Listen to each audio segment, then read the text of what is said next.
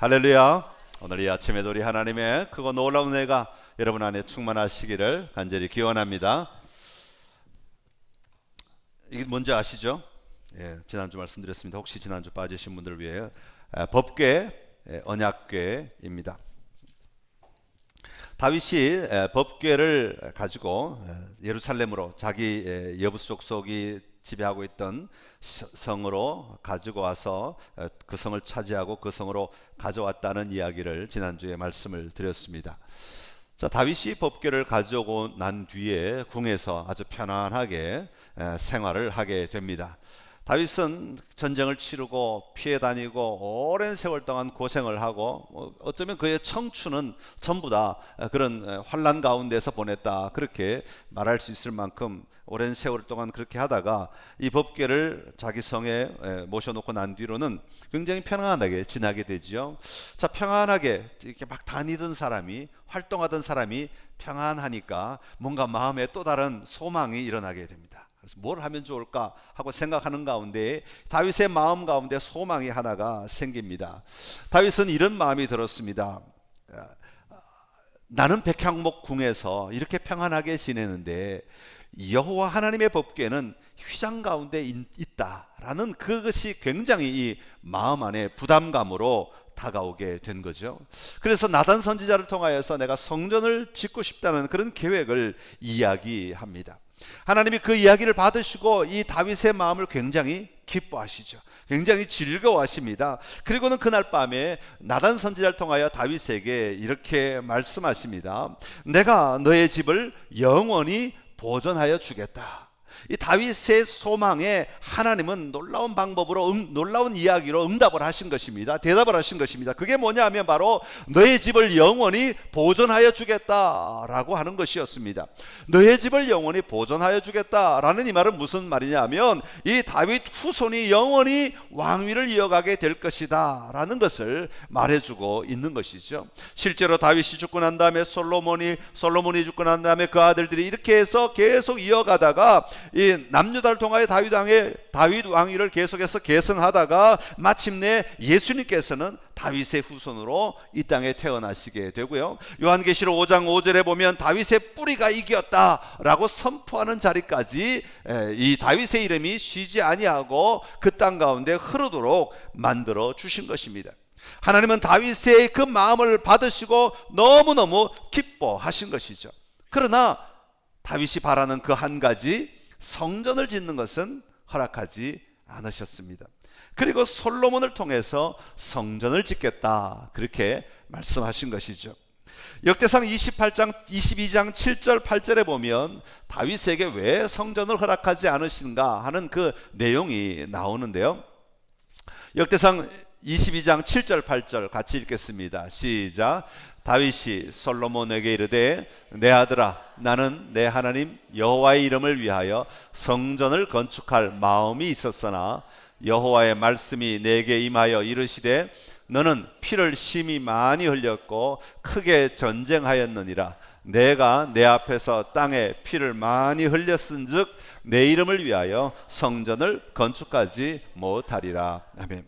자, 여러분, 이 이야기는 다윗의 시대에 전쟁을 치른 것이 잘못된 것이다. 다시 말하면 다윗이 피를 많이 흘린 것이 잘못된 것이기 때문에 내가 그 다윗의 손을 사용하지 않겠다, 그런 의미로 해석하면 좀 곤란하죠. 다윗 때에는 전쟁을 치를 수밖에 없는 시대였기 때문에 하나님은 다윗을 통하여서는 전쟁으로 말미암아 그 나라를, 다시 말하면 하나님의 나라를 세워갈 수 있는 기반을 마련하신 것입니다.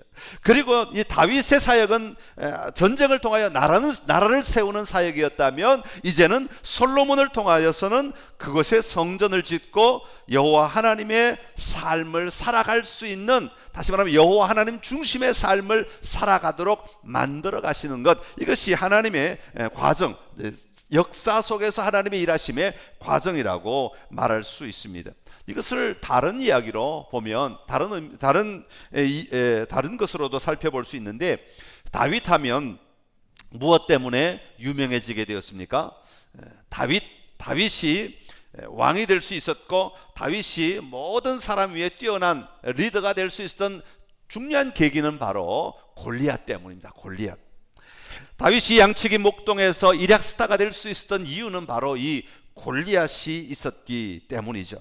당시 모든 이스라엘 백성들은 골리앗 앞에서 굉장한 두려움에 떨면서 살았던 그런 사람들이었습니다. 바위 뒤에 벌벌 떨며 숨어서 나오지도 못하고 골리앗의 그 고함 소리에 가슴이 녹아버리고 골리앗의 그 칼을 휘두르는 소리에 그저 눈을 뜨지도 못할 정도로 어마어마한 사람이 바로 골리앗이었습니다.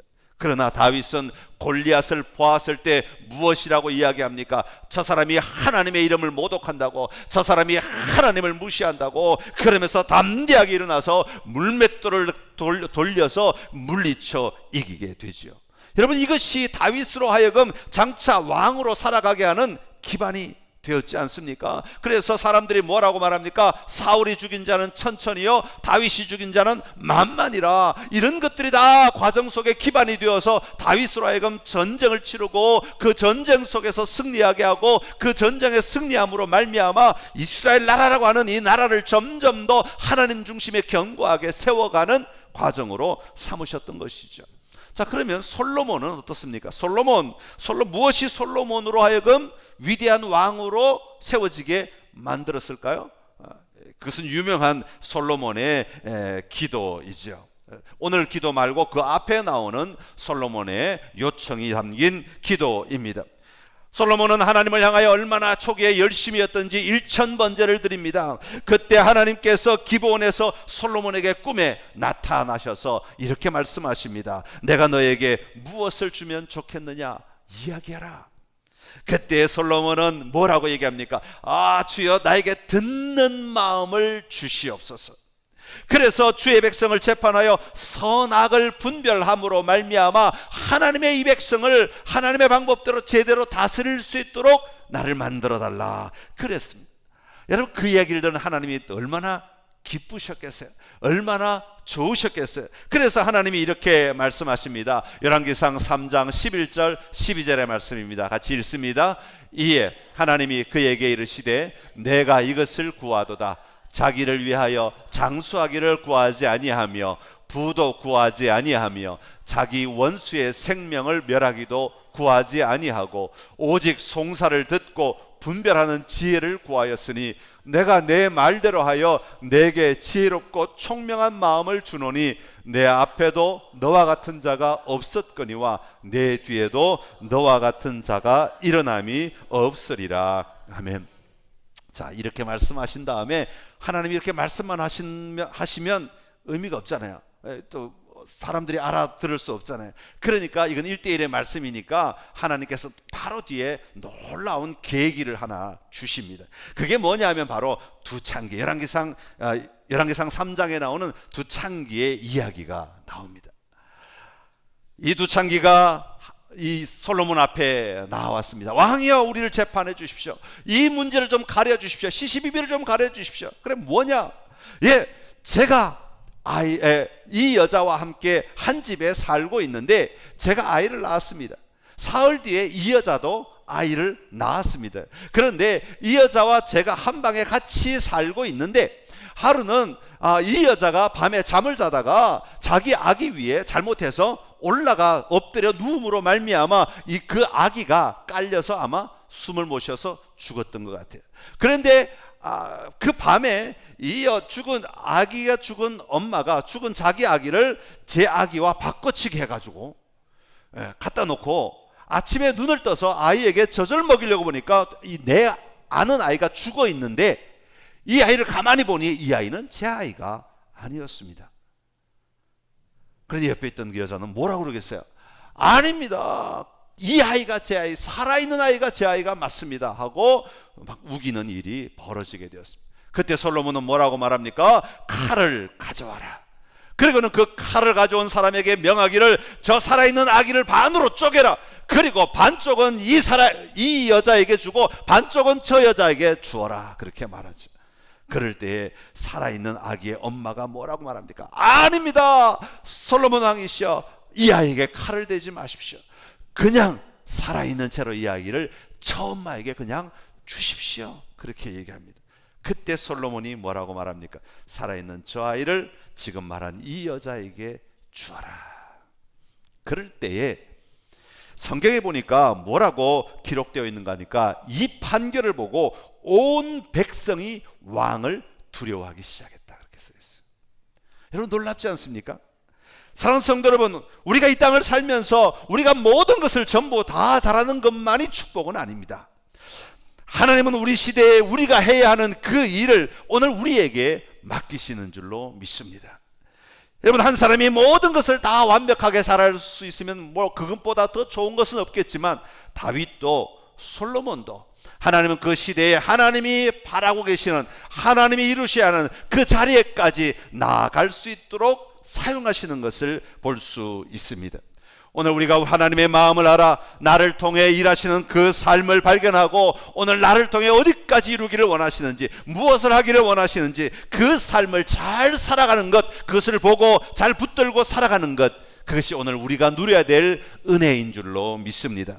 다윗처럼 솔로몬처럼 여러분에게 주어진 그 은혜들을 잘 붙들고 살아가시는 놀라운 삶을 사시기를 간절히 기원합니다. 자, 이렇게 해서 솔로몬이 다윗의 유업을 이어받아 성전을 짓는 일에 참여하게 됩니다. 자, 이것은 굉장히 중요한, 성경에서는 굉장히 중요한 이게 뭐랄까, 전환이 일어나는데, 성막이 없던 데서 성막이 생기는 과정과, 성막에서 성전으로 바꾸어지는 과정과, 성전에서 이제는 교회로 바뀌어지는 과정, 이것들이 성경에서 중요한 전환의 자리를 차지하고 있습니다. 그러니까 이제 솔로몬은 굉장히 중요한 전환의, 역사적 전환의 자리에 쓰임을 받고 있는 것을 이야기하고 있습니다. 7년 반에 걸쳐서 약 18만 3,300명의 사람들이 동원되어서 이 엄청난 규모의 성전이 세워지게 됩니다. 여러분, 성전의 의미는 무엇입니까? 성막의 의미도 그렇지만 성전의 의미도 더 중요하게 여호와 하나님께서 이곳에 계신다, 이곳에 임하셨다, 다른 말로 바꾸면 이 공간, 이 언약궤 여기에만 계신다, 이런 얘기가 아니라 여기에 임하셨다, 여기에 계신다, 이 얘기는 온 그 땅에 있는 이스라엘 백성들과 하나님이 함께 하신다, 하나님이 그들과 동행하신다, 같이 계신다라는 것을 상징하고 있는 것이죠. 그래서 열왕기상 8장 오늘 본문 바로 앞에 16절 17절에 보면 이 성전의 의미를 뭐라고 얘기하고 있는가 하니까 여호와의 이름을 두기 위한 곳이다, 그렇게 말하고 있습니다. 단지 사람들이 모이는 곳, 사람들이 함께 예배하는 곳, 사람들이 함께 뭘 하는 곳, 이 사람들이 뭘 하는 곳, 여기에 초점이 있는 것이 아니라 여호와 하나님의 이름이 머무는 곳이다, 여호와 하나님의 이름이 있는 곳이다, 그렇게 설명하고 있는 것이죠. 성막을 통해서는 이스라엘 백성들이 가는 곳마다, 하나님이 인도하는 곳마다, 성막이 이끄는 곳마다, 구름 기둥이 이끄는 곳마다, 불 기둥이 이끄는 곳마다 이스라엘 백성은 따라다니며 살았습니다. 그러나 이제는 하나님이 한 곳에 거하시면서 모든 백성의 삶의 중심에 차지하시고, 모든 백성은 흩어져 살아가지만 이 성전을 바라보면서 하나님이 우리 가운데 계신다, 하나님이 우리와 함께 하신다, 이것 보도록 만들고 1년에 3차례씩 나옴으로 말미암아 그 하나님에 떨어지지 아니하고 하나님과 멀어지지 아니하고 하나님 앞에 더 가까이 계속 나올 수 있는 기반을 마련하게 하신 것이죠. 그들 삶의 중심에 이 성전을 둠으로 말미암아 모든 삶의 중심이 여호와 하나님에게 있도록 만들어 갔던 것입니다. 그런 다음에 이 8장 1절에 보면 여호와의 언약궤를 다윗성에서, 다시 말하면 시온성에서 이 성전으로 옮겨오게 되는 거죠. 자, 솔로몬은 다윗의 실수를 잘 알고 있었습니다. 똑같은 실수를 범하지 않습니다. 제사장들을 불러 모아서 바로 언약궤를 어깨에 메고 이 성전으로 들어오고, 성전에 들어와서 성소에 들어와서, 그리고 지성소에, 이 성막에 있을 때의 언약궤 위치와 지성소에 들어갔을 때는 좀 달라요. 지성소에는 이미 두 그룹이, 두 천사가 이미 이거보다 더 큰 날개를 펴고 자리를 하게 되고, 그 밑에다가 이제 이것을 갖다 두게 됩니다.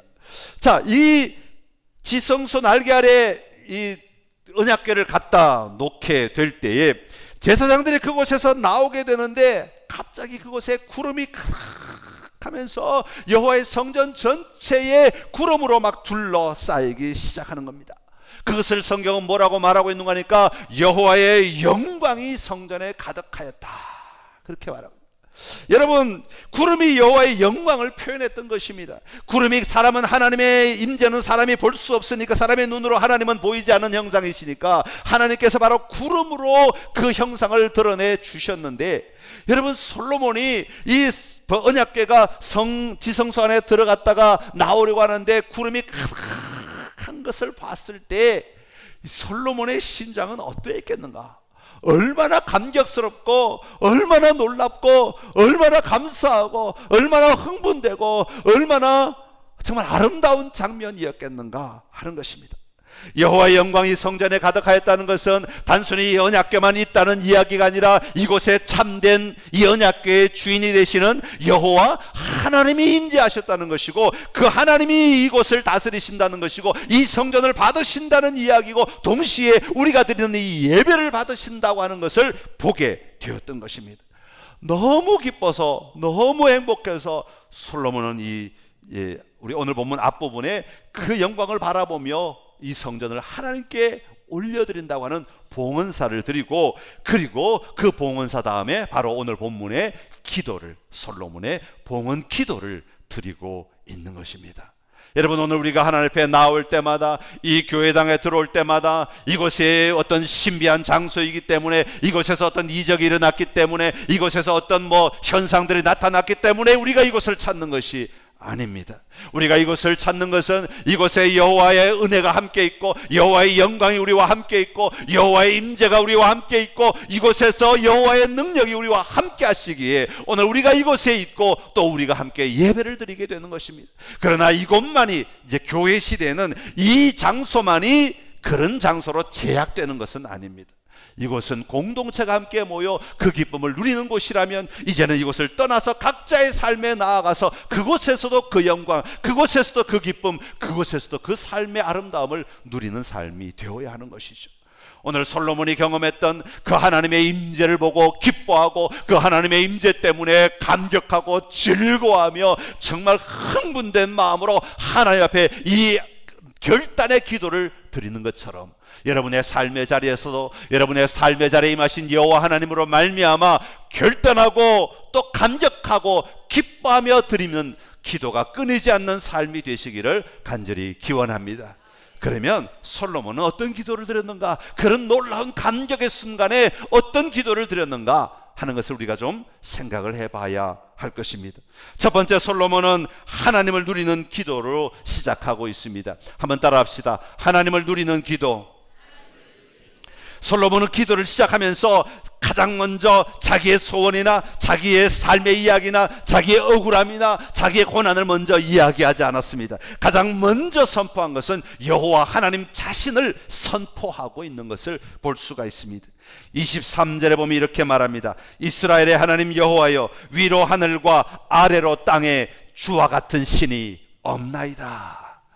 자신이 믿는 여호와 하나님이 얼마나 위대하신 하나님이신가, 온 세상 만물을 지으시고 다스리시는 하나님이시란 것을 고백하고 있는 것입니다. 신실하신 하나님을 선포하고 있는 것이죠. 하늘에서나 땅에서나 신실하게 역사하고 계시는 하나님이시다 하는 것입니다. 오늘 다른 말로 좀 표현하면, 오늘 우리 교회 시대의 말로 좀 바꾸어서 표현하면, 교회에서나 집에서나 직장에서나 땅에서나 하늘에서나 어디에나 역사하고 계시는 하나님이시다, 그런 의미로 쓰여지고 있는 거예요.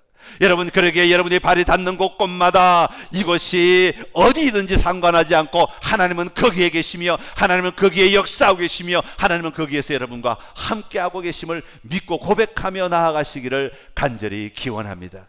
그것이 행복한 자리이든 아니면 그것이 때로는 고난의 자리이든 상관하지 않고 우리 하나님은 언제나 거기 함께 하시는 줄로 믿습니다. 그리고 27절에 보면, 하나님이 참으로 땅에 거하시리이까 하늘과 하늘들의 하늘이라도 주를 용납하지 못하겠거든 하물며 내가 건축한 이 성전이오리이까. 여러분, 이것은 감격의 표현이죠. 하나님은 땅에 계시겠습니까? 안 계시죠. 저 하늘 위에 하늘에 계시죠. 옛날은 삼층천 하늘이 세 개라고 보았으니까 하늘과 하늘 위에 그 하늘 위에 계시는 하나님이라도 용납하지 못하겠거든, 그 말이 아니죠. 이 말은 무슨 뜻이에요? 하나님 그렇게 이렇게 위대하신 하나님이 지금 이 성전, 이 땅, 바로 여기에, 이 공간에 성전보다 크신 하나님이시고 광대하신 하나님이심에도 불구하고 온 우주를 만드신 하나님임에도 불구하고 여기에 여전히 계시는 하나님, 그 하나님을 바라보고 감격스러워하고 그 하나님을 바라보고 찬양하고 있는 것입니다. 여러분, 하나님은 우리의 이 마음 안에 이렇게 가두어둘 수 있는 하나님은 아니에요. 우리 하나님은 온 세계 만물을 다스리시는 하나님이면서 동시에 그 만물 안에 나도 포함되어 있는, 나도 그 속에 들어가 있는 거죠. 그러게 우리는 온 내 안에서 일어나는 일들만 가지고 하나님을 발견하려고 하지 말고 온 세계 역사 속에서, 삶 속에서 움직이시는 하나님을 볼 수 있는 은혜가 일어나야 할 줄로 믿습니다. 여러분, 우리는 기도를 통하여 내가 누릴 하나님이 누구인지를 분명히 보아야 합니다. 내가 누리는 하나님이, 내가 바라보는 하나님이 누구신지를 볼 수 있는 시각에 따라서 우리의 기도가 달라지고 우리의 삶의 능력이 달라지게 되는 것입니다. 단순히 제사를 드린다고 하나님을 인정하고 그 앞에서 누린다고 말할 수 있는 것이 아닙니다. 하나님 앞에 나아가서 그 하나님을 만나고 그 하나님을 경험하는 삶이 우리에게 먼저 있어야 하는 것이죠. 그것이 바로 솔로몬에게서는 하나님이 누구신가를 고백하는 것으로 말미암아 그 하나님의 임재 앞에 나아갔던 것입니다. 오늘 우리가 기도할 때마다 가장 먼저 우리가 해야 할 것은 하나님의 임재 앞에 하나님이 누구신가를 선포하고 그 하나님 앞에 내가 서 있는 자가 되어야 하는 것입니다. 내 할 말만 하기 위해서 머릿속을 굴리고 내 할 말이 뭘까, 내가 가져야 될 것이 뭘까, 내가 원하는 것이 무엇일까, 그것만 생각하는 것이 아니라 모든 것 이전에 여호와 하나님의 형상을 바라보고 여호와 하나님의 임재를 바라보고 그 하나님 앞에 설 때 비로소 우리는 놀라운 승리의 삶을 살아가게 될 것입니다. 그래서 솔로몬은 30절에 보면 주의 종과 주의 백성 이스라엘이 이곳을 향하여 기도할 때라고 말하고 있습니다.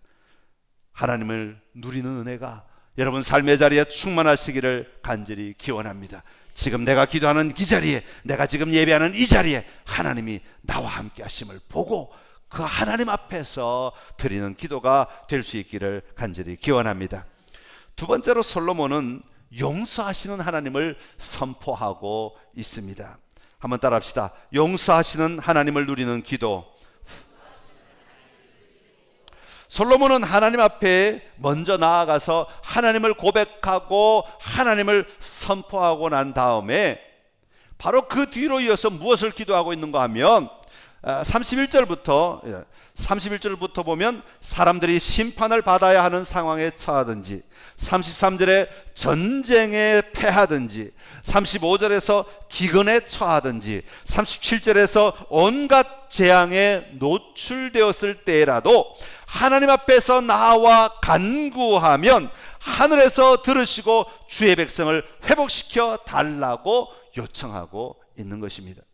그런데 여기서 단순히 회복시켜 달라는 이야기는 상황만을 회복시켜 달라는 그런 이야기가 아니라 솔로몬이 지금 회복시켜 달라는 이야기는 무엇이냐면 바로 나를 용서해 달라. 왜? 내가 실수하거나 내가 잘못했거나 내가 부족했거나 내가 연약하기 때문에 일어날 수 있는 결과로 보고 있는 거죠. 지금 내 상황들을 그 결과로 보고 있는 겁니다. 그렇기 때문에 이것 해결하기 이전에 뭘 먼저 해결해야 돼요? 나를 먼저 해결해 주십시오. 나를 먼저 용서해 주십시오. 그래야 이게 해결된다는 것을 솔로몬은 분명히 알고 있었던 겁니다. 우리가 흔히 기도할 때 내 앞에 뭔가가 잘못되면 하나님 저거 잘못됐어요, 저거 바꿔주세요. 뭐가 부족하면 하나님 이거 부족해요, 저거 채워주세요. 저거 뭔가 고장나면 하나님 저거 고장났어요, 저거 고쳐주세요. 이렇게 하는 것이 아니라 솔로몬은 먼저 나와서 잘못된 것을 보니까, 고장난 것을 보니까, 무언가 부족한 것을 보니까 내가 나를 용서해 주십시오. 이 백성을 먼저 용서해 주십시오. 그렇게 나아가고 있는 것이죠.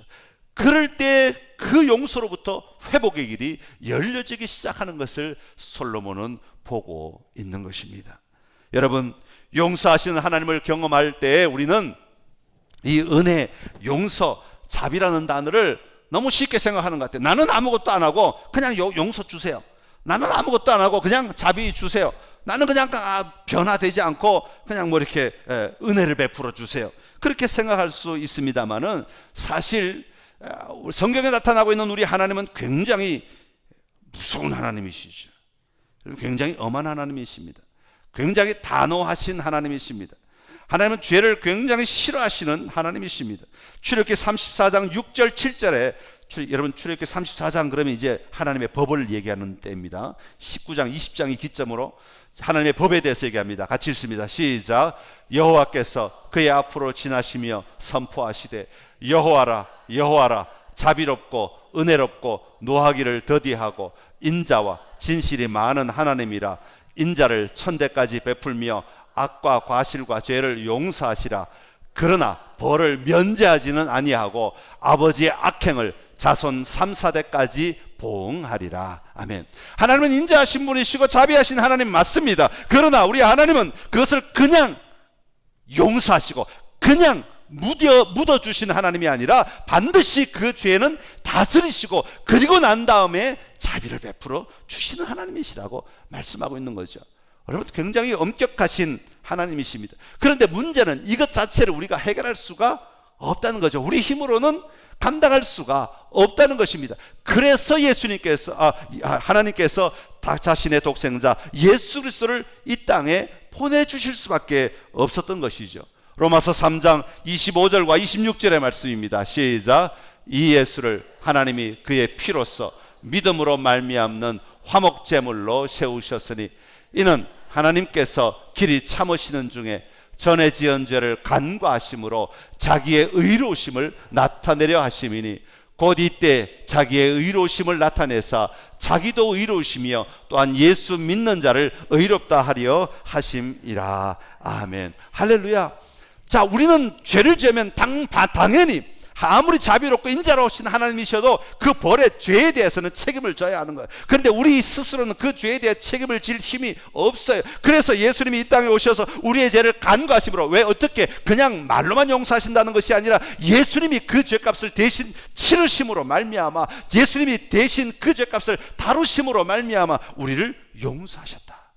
그러게 우리는 오늘 이 솔로몬의 용서의 기도는 우리는 정말 하나님의 은혜에 감사하며 감격하며 드리는 용서의 기도를 드릴 수 있어야 한다는 것입니다. 단순히 교회에 나와서 율법적으로 내가 죄를 지었습니다, 하나님이 용서해 주세요 라고 하는 정도로 기도하는 것이 아니라 참으로 하나님의 자비로우심과 예수 그리스도의 그 은혜로우심을 우리가 먼저 인정하고 그것을 고백하며 드리는 용서의 기도, 사죄의 기도가 우리를 자유롭게 하고 우리를 온전히 풀어주는 능력이 일어나게 되는 것입니다. 여러분, 주님 앞에 나아갈 때마다 이 하나님의 모습들을 바라보고 예수 그리스도를 의지하여 담대하게 승리하는 용서의 기쁨을 누리는 은혜가 있기를 간절히 기원합니다. 그리고 마지막으로 솔로몬은 하나님의 비전을 누리는 기도를 드렸습니다. 사실 오늘 솔로몬의 기도는 53절까지가 솔로몬의 기도인데요, 제가 다 읽지는 못했습니다. 너무 길어서 다 읽지는 못했습니다만은 41절부터 쭉 나오는 이야기가 바로 그 이야기입니다. 하나님의 비전을 누리는 기도를 솔로몬은 드렸습니다. 솔로몬은 여호와 하나님께 성전을 봉헌하며 드리는 기도 가운데 열방이 하나님께로 돌아오기를 기대하는 기도를 드렸다. 여러분, 참 놀랍죠. 솔로몬이 자기 자신만을, 자기 가족만을, 자기 나라만을 위하여 드리는 기도가 아니라 열방이 하나님께로 나아오기를 바라는 기도. 다시 말하면 지금 이 나라가, 지금 자신의 역할이 하나님 안에서 무엇인지를 분명히 보고 있는 겁니다. 지난주부터 계속 말씀드린 제사장 나라의 개념, 이스라엘이 제사장 나라라고 하는 것, 여러분, 이스라엘이 제사장 나라는 모든 민족을 향한 제사장 나라인 겁니다. 자기 혼자 제사장 나라고 자기밖에 없다면 제사장 나라가 아니겠죠. 제사장 나라는 다른 사람을 위하여 쓰임을 받는 사람이죠. 하나님은 아브라함을 통하여 모든 민족을 향한 사명을 부여해 주셨습니다. 창세기 12장 2절과 3절의 말씀입니다. 같이 읽습니다. 시작. 내가 너로 큰 민족을 이루고 내게 복을 주어 내 이름을 창대하게 하리니 너는 복이 될지라. 너를 축복하는 자에게는 내가 복을 내리고 너를 저주하는 자에게는 내가 저주하리니